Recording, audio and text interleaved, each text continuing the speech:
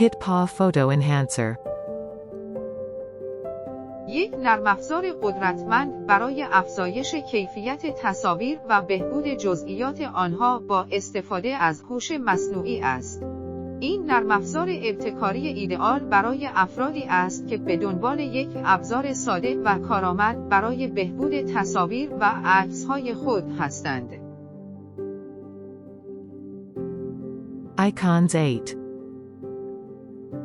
یکی دیگر از بهترین ابزارهای ویرایش عکس با هوش مصنوعی است. این ابزار تصاویر را با استفاده از الگوریتم‌های هوش مصنوعی بهبود می‌بخشد.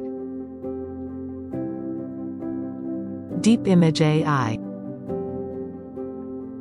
یک ابزار هوش مصنوعی قدرتمند برای بهبود و اصلاح تصاویر و عکس‌ها است. این ابزار با استفاده از تکنیک‌های یادگیری عمیق و شبکه‌های عصبی، توانایی افزایش کیفیت تصاویر، حذف نویزه‌ها و تنظیم وضوح آنها را دارد. Vance AI Image Upscaler. یک ابزار هوش مصنوعی برای افزایش کیفیت وضوح تصاویر است. این ابزار قدرتمند با استفاده از تکنیک‌های یادگیری عمیق و شبکه‌های عصبی، تصاویر با کیفیت پایین‌تر را به تصاویر با وضوح و جزئیات بهتر تبدیل می‌کند. Let's Enhance. یک سرویس آنلاین پیشرفته برای بهبود کیفیت وضوح تصاویر و عکس هاست. این سرویس با استفاده از هوش مصنوعی و الگوریتم‌های یادگیری عمیق، تصاویر با کیفیت پایین‌تر را به تصاویر با وضوح و جزئیات بهتر تبدیل می‌کند. Waifu 2X. با استفاده از این ابزار، می توانید تصاویر خود را با کیفیت بهتر و خطوط نرمتر افزایش دهید و به ارائه تصاویر واقعی‌تر و زیباتر بپردازید. Upscale.